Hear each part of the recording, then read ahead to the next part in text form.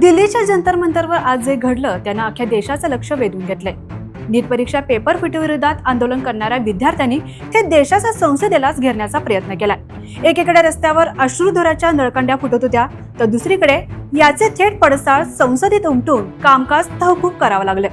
आज जंतर मंतर ते संसद भवन दरम्यान नेमका काय हाय व्होल्टेज ड्रामा घडला, केंद्रीय शिक्षण मंत्र्यांचा राजीनामा येणार का, जाणून घेऊया या व्हिडिओमध्ये। नमस्कार, मी नीता, तुम्ही पाहता तरुण भारत। दिल्लीतील जंतर मंतर मैदानावर आज सकाळपासूनच प्रचंड घडामोडी घडल्याचं पाहायला मिळत आहे। नीट परीक्षा पेपर फुटी प्रकरणावरून केंद्रीय शिक्षण मंत्री धर्मेंद्र प्रधान यांच्या राजीनाम्याची मागणी करत कॉर्पोरेट जनता पार्टीच्या आंदोलनाचा आजचा 31वा दिवस।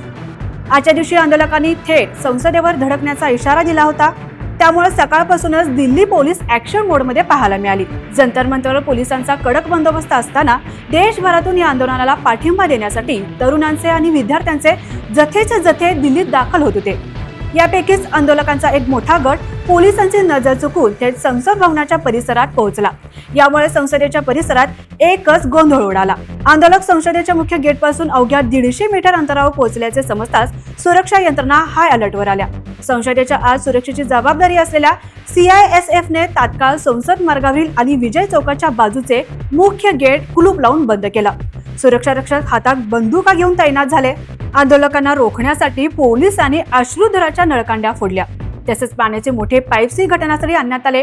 या दरम्यान काही आंदोलकांनी पोलिसांवर दगडफेक केला, ज्यामध्ये एक पोलीस कर्मचारी जखमी झाल्याचा आरोप पोलिसांकडून करण्यात आलाय। या आंदोलनाचे पडसाद थेट लोकसभेतही उमटल्याचं पाहायला मिळालं।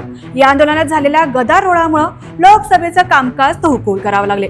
या तणावाच्या वातावरणात केंद्रीय शिक्षण मंत्री धर्मेंद्र प्रधान हे गृहमंत्री अमित शाह यांच्या भेटीला पोहोचले असून ते आपला पदाचा राजीनामा देण्याची शक्यता वर्तवली जाते। दुसरीकडे प्रकृती गंभीर असल्यामुळे पर्यावरणवादी सोनम वांगचुक हे सरकारी रुग्णालयात दाखल आहेत। त्यांच्याऐवजी जंतर मंतरवर उपोषणाला अभिजित दिपके हे आंदोलनाला बसले होते, परंतु सोनम वांगचुक यांच्या आवाहनानंतर अभिजित दिपके यांनी आज ज्यूस पिऊन आपलं उपोषण मागे घेतलं। तर दुसरीकडे सरकारकडून चर्चेचा प्रस्ताव आल्यानंतर आंदोलकांचे एक शिष्टमंडळ केंद्रीय मंत्री JP नड्डा यांच्या भेटीसाठी रवाना झाले। एकीकडे संसदेबाहेर विद्यार्थ्यांचा आक्रोश आणि दुसरीकडे सरकारसोबत सुरू असलेली ही चर्चा, यामुळे आता केंद्र सरकार काय निर्णय घेणार याकडे सर्वांचं लक्ष लागून राहिलंय।